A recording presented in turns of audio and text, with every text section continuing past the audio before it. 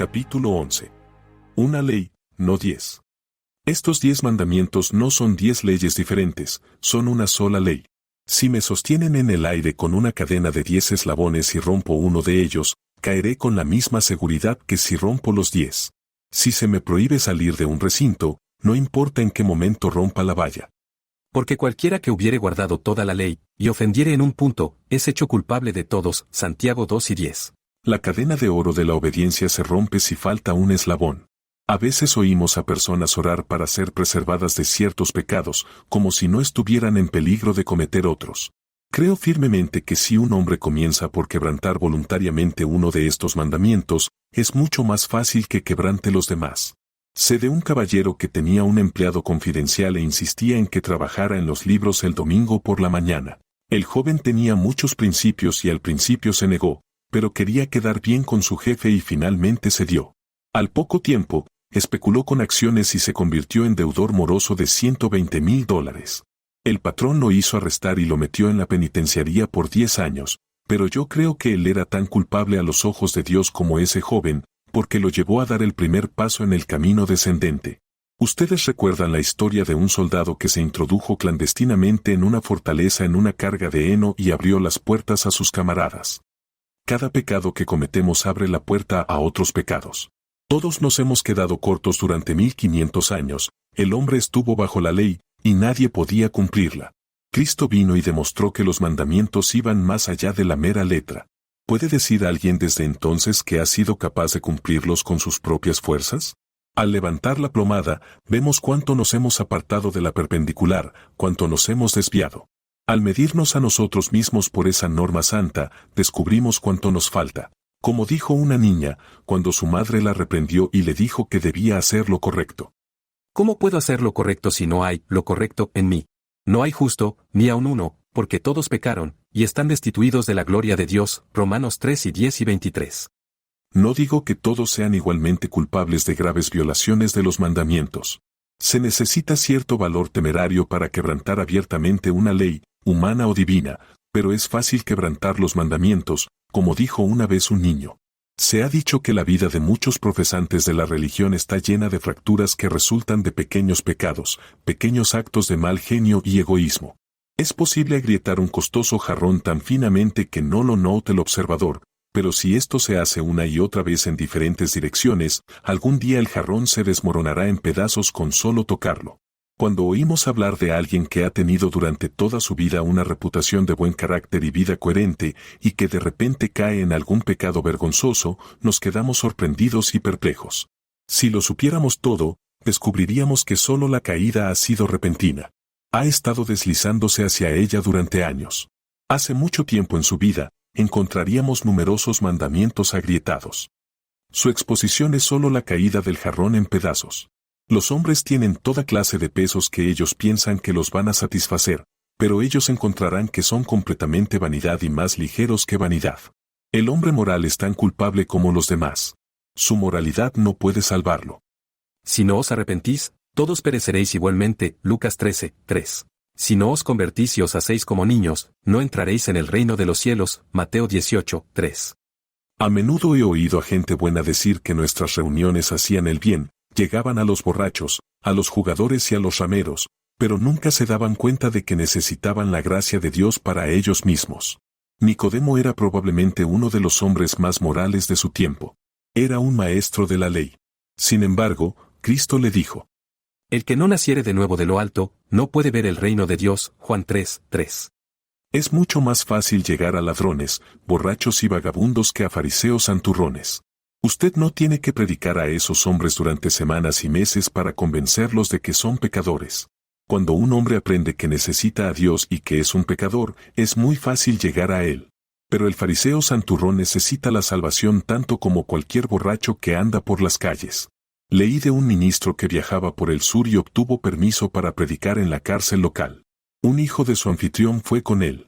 En el camino de regreso, el joven, que no era cristiano, le dijo al ministro: espero que algunos de los convictos hayan quedado impresionados. Un sermón así debería hacerles bien.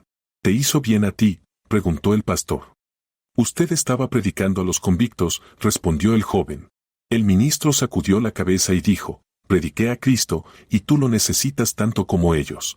Si no te arrepientes de tus pecados y le pides misericordia, no hay esperanza para ti.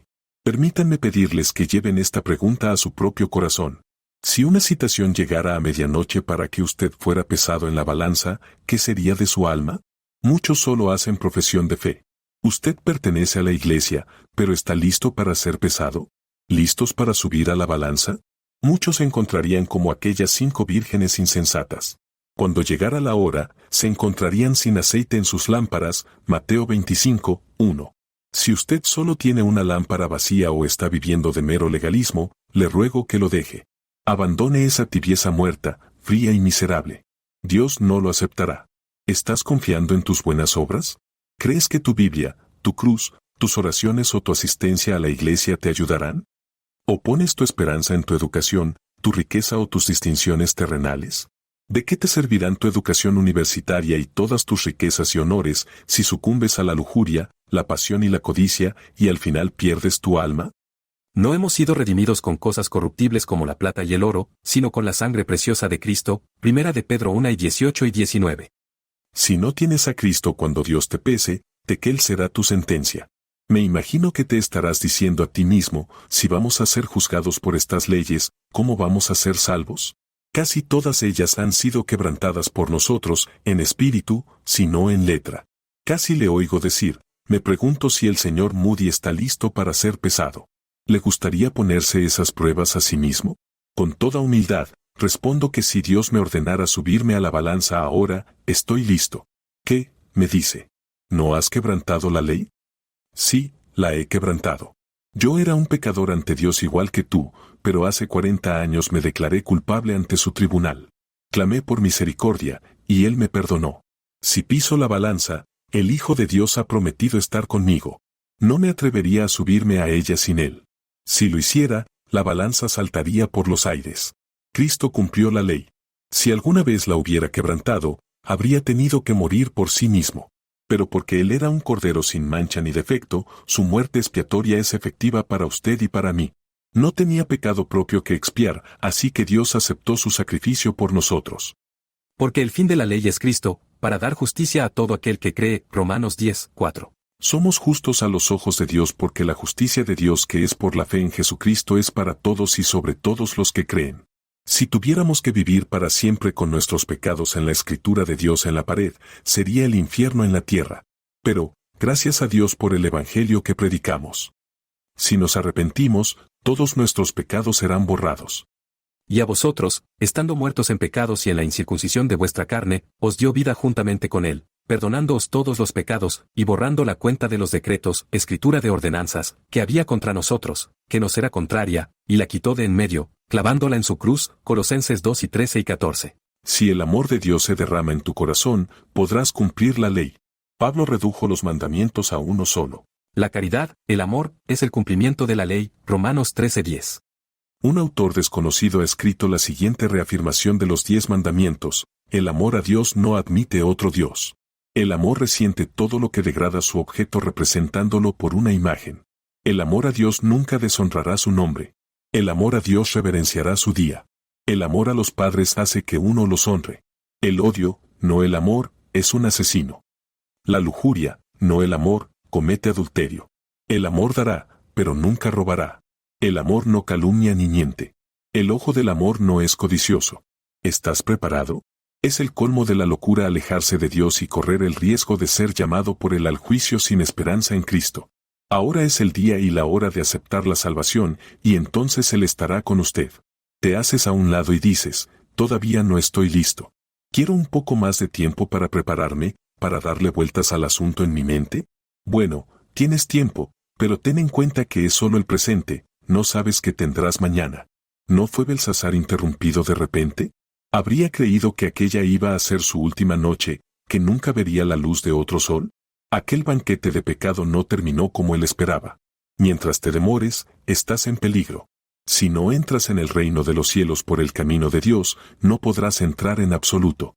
Debes aceptar a Cristo como tu Salvador, o nunca serás apto para ser pesado. Amigo mío, ¿lo tienes a Él? ¿Te quedarás como estás y serás hallado falto, o aceptarás a Cristo y estarás listo para el llamado? Y este es el testimonio, que Dios nos ha dado vida eterna, y esta vida está en su Hijo.